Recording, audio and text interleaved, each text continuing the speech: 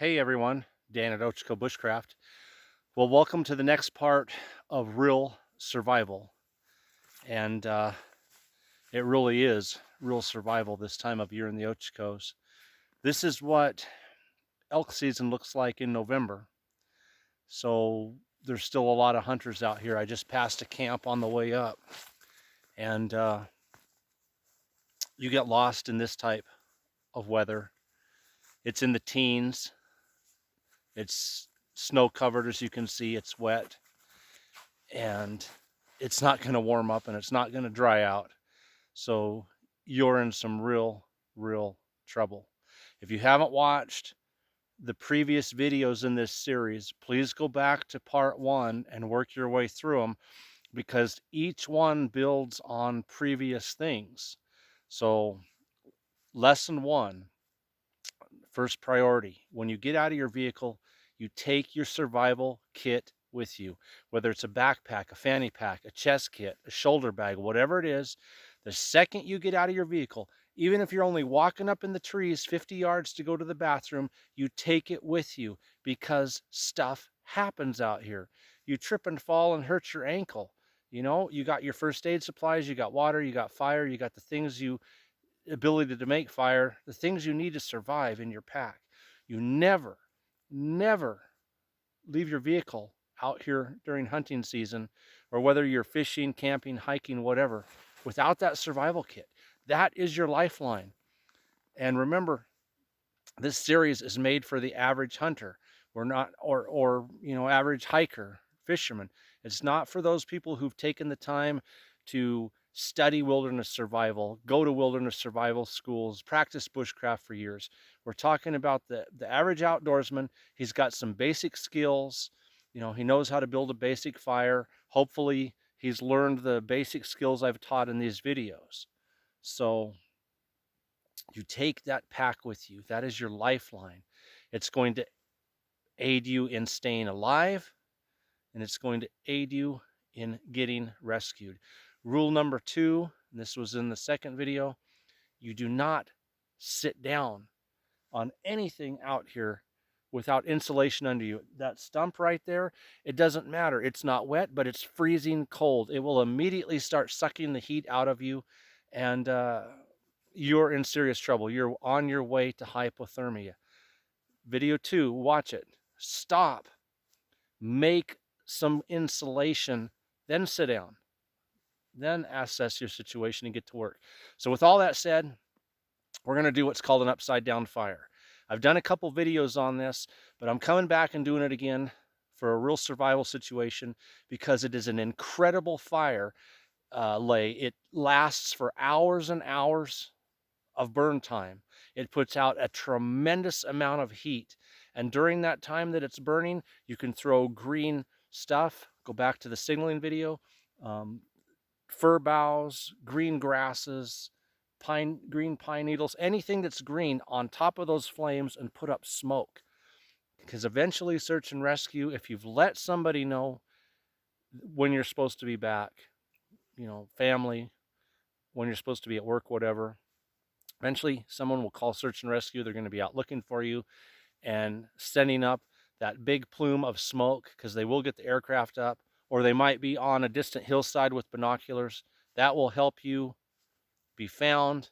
And again, the heat from the fire in this, you're going to need it. You're going to need it. It is cold, it is wet, and fire becomes an absolute necessity. So we're going to start with gathering some resources. Okay, on an upside down fire, we need big stuff on the bottom, then slightly smaller, and we actually put our tinder and our very fine stuff on the top, and it burns down into the next layer and the next layer and so forth, and it takes hours and hours to burn down. If your stuff on the bottom is nice and big and fat, it will take a long time for it to burn out. And then during that time, gather some more firewood, or already have some, and just throw it on when you need a piece. But let's talk resources. Okay, right behind me,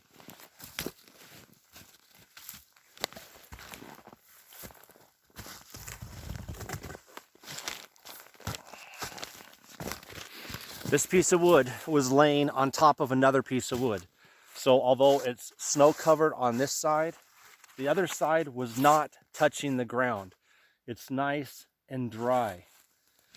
Remember, I told you in your kit, one of the absolute essentials is to have a folding saw with you. Baco, Silky Pocket Boy Outback Edition. Something, just a good, reliable folding saw, because you're going to need some big stuff like this.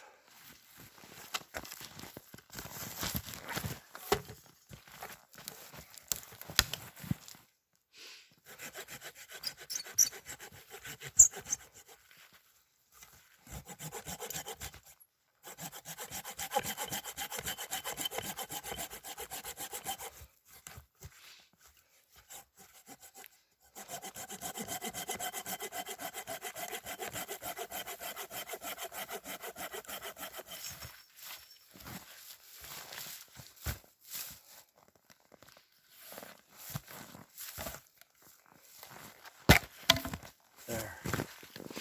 See that? That is nice and dry inside. So you look for pieces of wood like that. There's another one right here. See that? It's leaning up on top of another piece of wood. So it's not soaking in all the moisture from the ground. Wet on top. This side where the snow was, but nice and dry inside. Yes, that's probably a mid-sized piece for a middle layer. If you can't find bigger stuff, then you can start with this size for your bottom. But ideally, try to find, stuff that's even bigger than this. Saw up some pieces. I'll show you how much I got laid in already. So important thing, I'm breathing kind of hard. Don't work so hard that you work up a sweat. Just work hard enough to stay warm. Hydrate. You should have a bottle of water in your pack, in your kit. Hydrate, work, take another drink, have a little snack. Keep working at a steady pace that you'll stay warm, but you won't break a sweat. Get what you need. It won't take that long. If you work slow and steady, in a half an hour, you'll have a pile of wood and you will be staying warm and you can get going. So let's go look for some other resources. Okay, here's another resource. So you can find dead wood that's laying down on, crisscrossed on top of other wood and stumps and things. So that'll give you a good resource for sawing like we just did. Here's a broken off snag. This thing is dead. In fact, it's so dead that, look at that. There's a great resource. A dead snag that's just standing there. The smaller stuff is dead, so I've got small material. This big old log right here will give me what I need for bottom layer. That's nice and thick and fat. If you look at that right there, that's pitch, resin. It's gonna burn, and it's gonna burn good. So there's another good resource right there. Look for dead snags. And you can see up here behind me, I got a whole hillside full of wood to look at. There's some more dead snags up there. There's dead limbs crisscrossed behind me. We're gonna get up underneath a tree and look for some smaller stuff now. If you have to walk out of sight of where you're gonna build your fire, don't forget your orange flagging tape. You don't need to get lost a second time. Okay, here's another great resource. There's a tree here that has fallen probably a year ago or longer. And all these limbs that are sticking up. See that? Hear the loud snap? Nice and dry inside.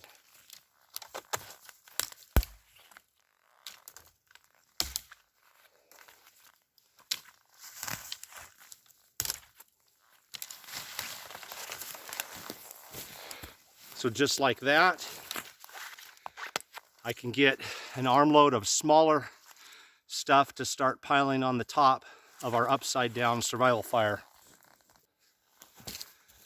And of course, up under trees like this one, you got a lot of dead limbs that you can use.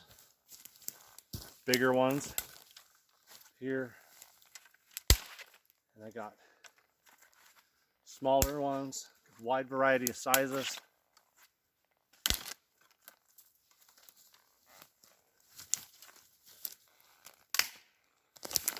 Something a little bigger.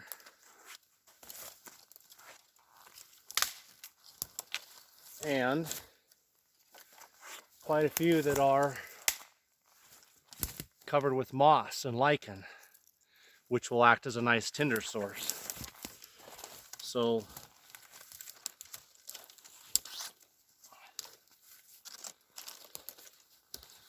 I got my bigger stuff for the bottom. I've got a pile of that over there. I've got some medium size stuff that I've broken off, and a few that I've sawed off. I got the smaller stuff, and now I'm going to try to find some really fine stuff to put on that. And I see a fir tree right back here. Let me pause, you guys. Back up under this fir tree is some real fine stuff that should be pretty dry because it's pretty protected from the rain and snow.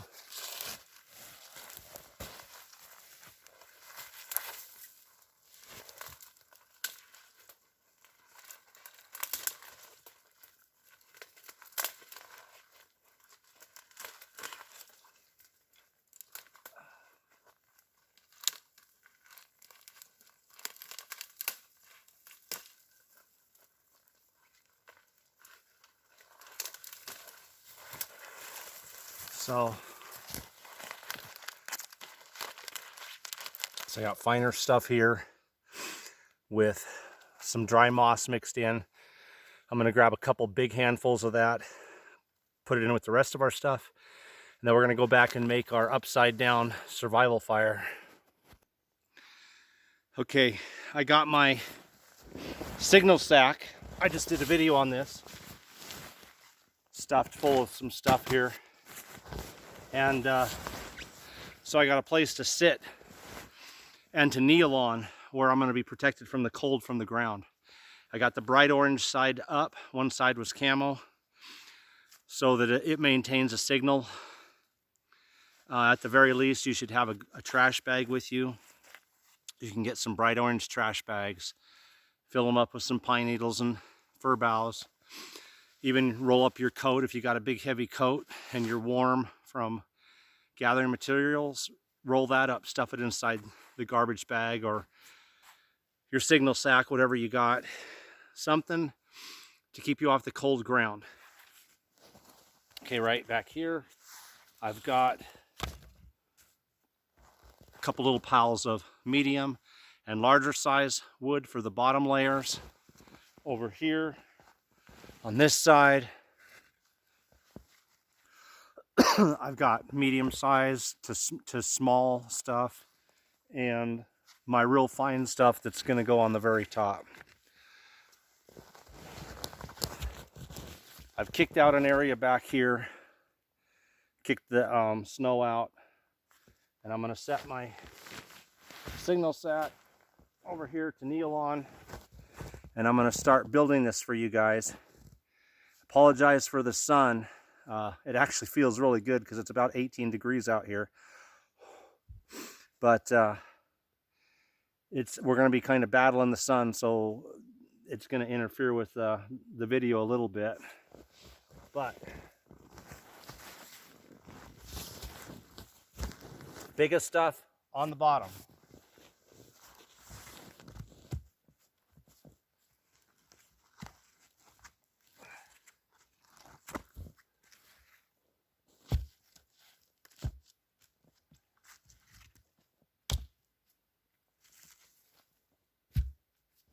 You can make it as long and as big as you want. I'm just going to do a shorter one, but if I was going to put this in front of a shelter, I could make it longer. So this one here actually is bigger than that one.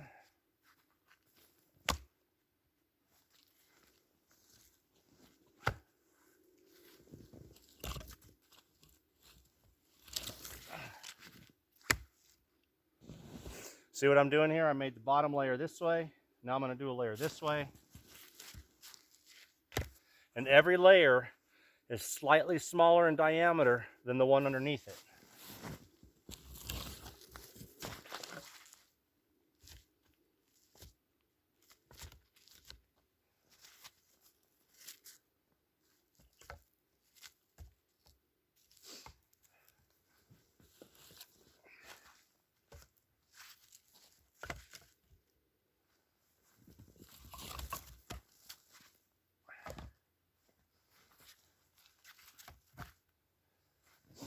Just keep putting it in.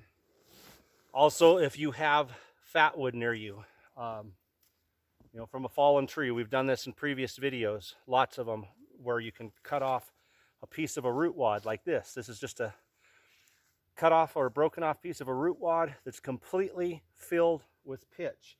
Some mid-sized pieces like this in your middle and some small ones on the top will really get it burning hot and help burn down into those bigger layers on the bottom.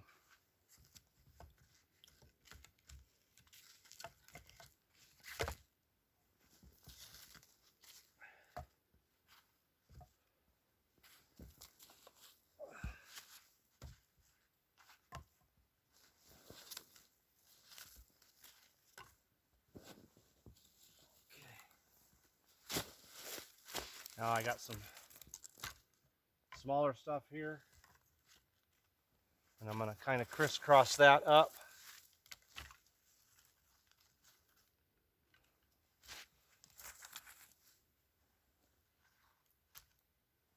And there's some more of that stuff that we broke off earlier.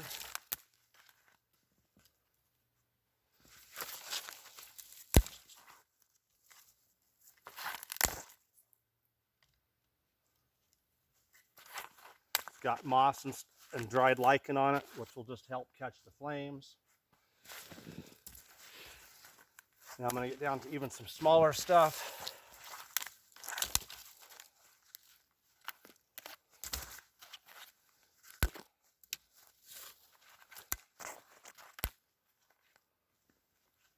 Just layer that out.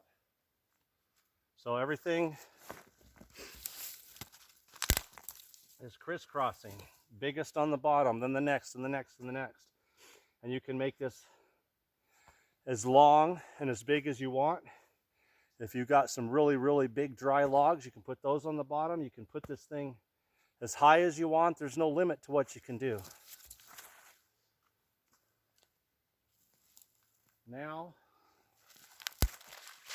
I'm going to take my fine stuff and I'm going to put it on the very top.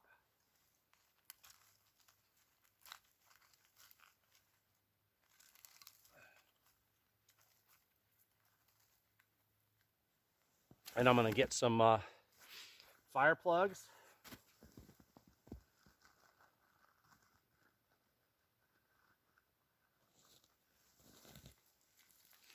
Yeah, some of the fire plugs. You can get these at Bushcraft Outfitters.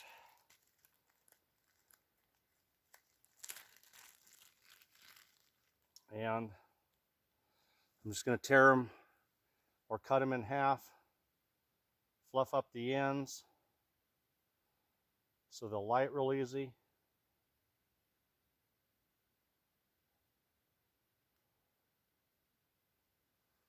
I'm going to kind of stick that down in there, in the middle of that smaller stuff. Both pieces I'm going to use. I've got 2 halves.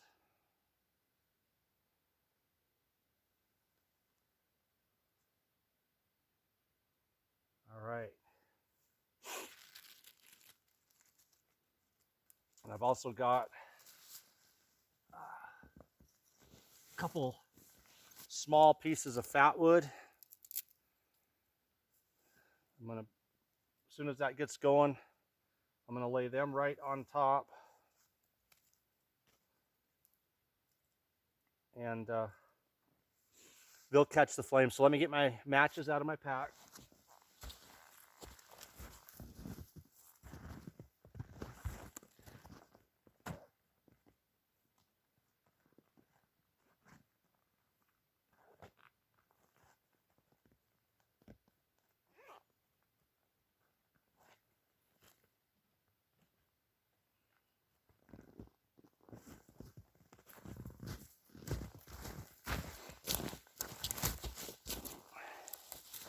UCO wind and waterproof matches. Video number 1, when I talked about what you should carry. Give you about 15 seconds of burn time. We'll light those fire plugs, lay the little pieces of fat wood on there, and pull some of that finer brush over the top, get this thing burning down.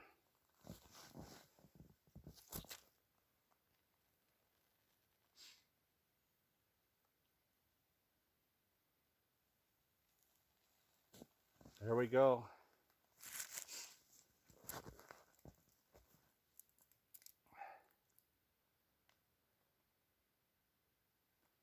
And we'll lay that fat wood in there.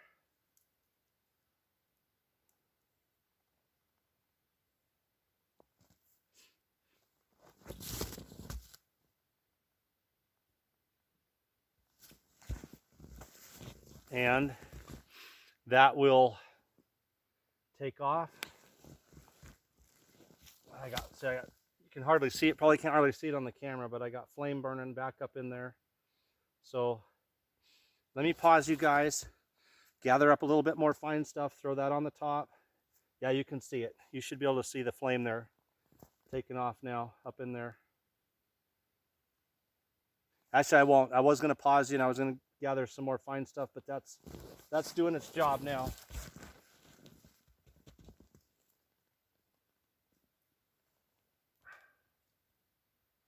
So I got those few pieces of fat wood laying in there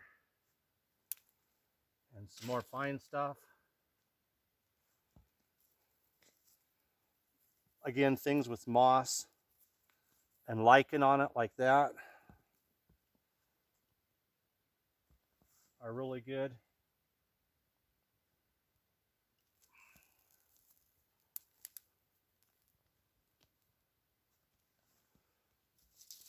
So we can just throw some more fine stuff on top. And once that starts burning good, the coals are going to start dropping down layer by layer. And depending on how big the bottom layer is, how thick the pieces are, and how big you've made this pile, it could just burn for hours and hours.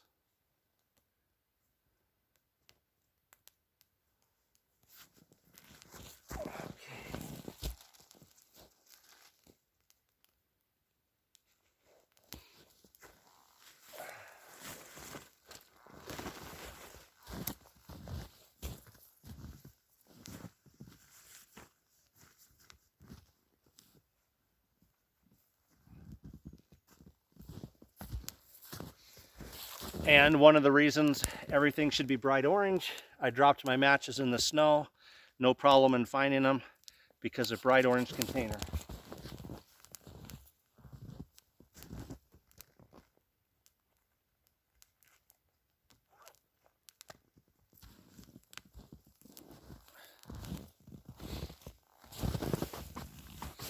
Okay, that is an upside down survival fire. So what I'm going to do, we just lit it. It's 8:33 in the morning, if you can see that.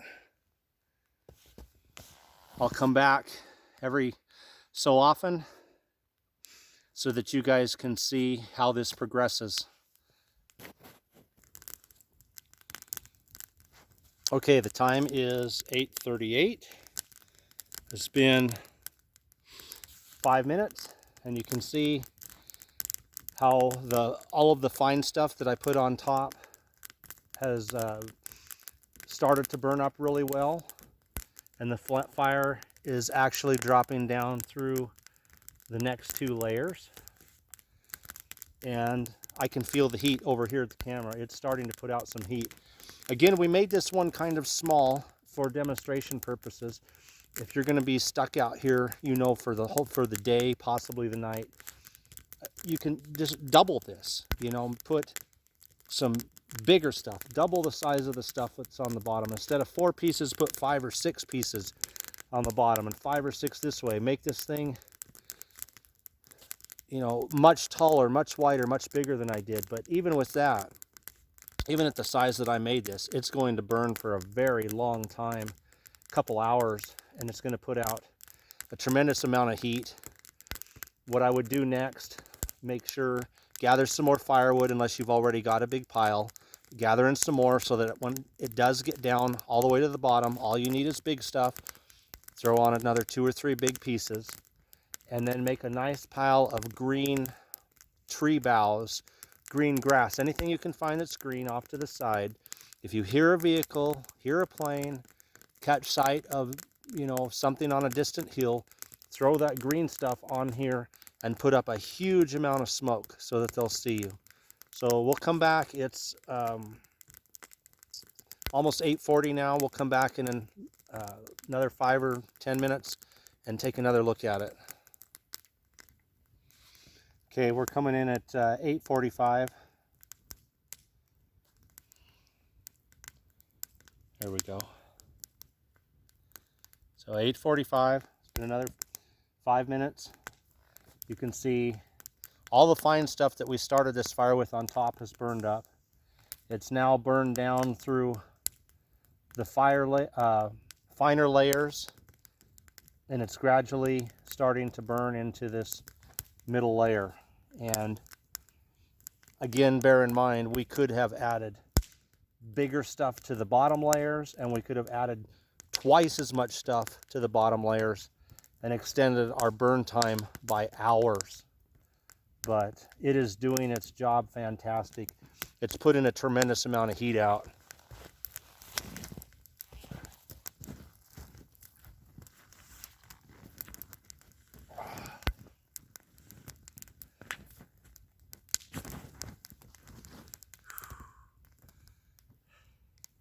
That is warm. That feels fantastic. This gives me some shelter behind me, this big stump. I could also build a roof off this. I could extend a couple poles out off this big stump, put my bright survival blanket over the top, catch all that heat up underneath. But we still have a future video where we're going to put the fire and the shelter together. But for now, wow, that is putting out amazing heat.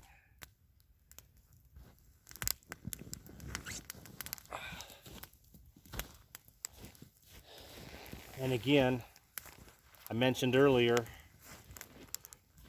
have yourself some green stuff off to the side. You know, big pile of it. Don't kill your fire, but the bigger your fire gets, the less you're going to have to worry about it. But if you hear a plane or a vehicle, you know they're out looking for you. Get that green stuff on there.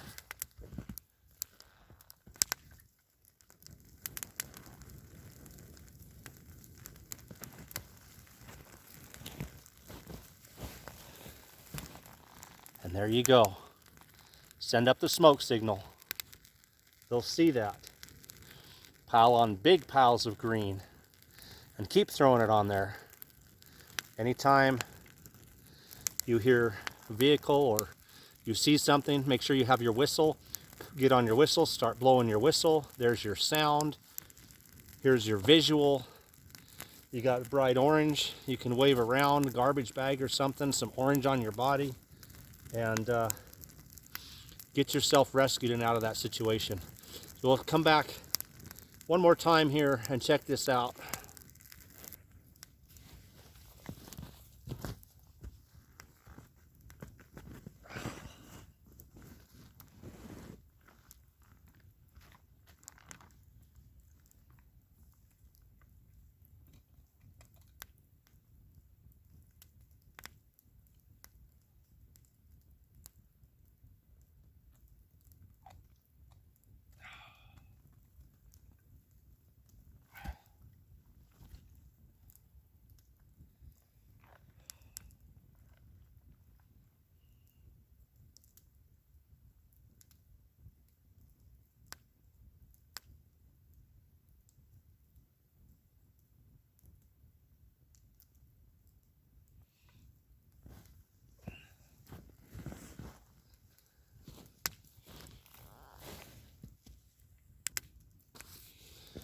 Well, we're nearing 9 o'clock now, and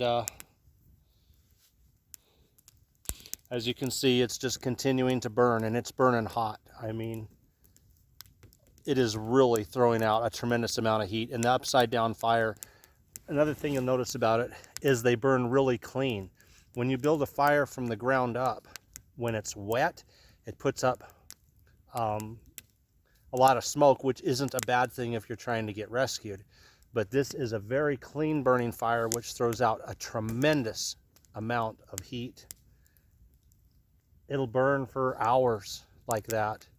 And then I've got more big stuff that I can throw on. Throw another 3 pieces on this way, 3 more this way. Let it burn for a couple hours again. I got out my big reflective blanket, which is orange on one side, our emergency blanket from the first video. I put the reflective side out, so when I lean back against it, the heat from the fire is warming up my back. The sun is out, so it's also putting up a big reflection to anything that might be flying over. I got my bright orange signal sack, and again, a garbage bag or whatever will work. And I'm hydrating, and I've got snacks in my pack. I'm good. I can spend the day right here, waiting for rescue, being proactive, scooping up some snow, putting it in my bottle, and moving my bottle closer to the fire so it melts, and I'm drinking warmer water rather than cold water. Worst comes to worst, I can build a little roof over the top for the night and keep that fire going and settle in. But again, in this kind of weather, out here in the Ochocos, if you're lost, fire is your absolute #1 resource. You need to get it going. You need to make sure that it is efficient, which means that it's going to keep going. You're not going to have to restart it. It's going to throw out a tremendous amount of heat, and it's going to burn for a long, long period of time with only periodic maintenance so that you can rest or be proactive, putting up some signal flags, putting up some of those big tripods we talked about with orange streamers on top. You know, so this is, in my opinion, the perfect fire. I've used it numerous times for years out here in the winter. It's, in my opinion, the absolute best fire that you can have in an emergency survival situation. Upside down survival fire. So as you saw, again, when I was relaxing back here, it is just so warm and so comfortable that I could easily just fall asleep. And that's going to be just fine for a couple hours. So if that's what I need to do, great. I lean back, close my eyes, I'll sleep for 2 hours. All I got to do is throw on a couple more round logs, a couple this way, a couple across them, and it'll burn for a few hours again with no maintenance. And that's what you need. So there it is, upside down survival fire from Ochoco Bushcraft. Guys, take care and be safe. Again, please go back if you haven't and watch this whole series. There's a lot of material that I've covered, and it's designed to save your life in a real survival situation. Take care, guys, and God bless.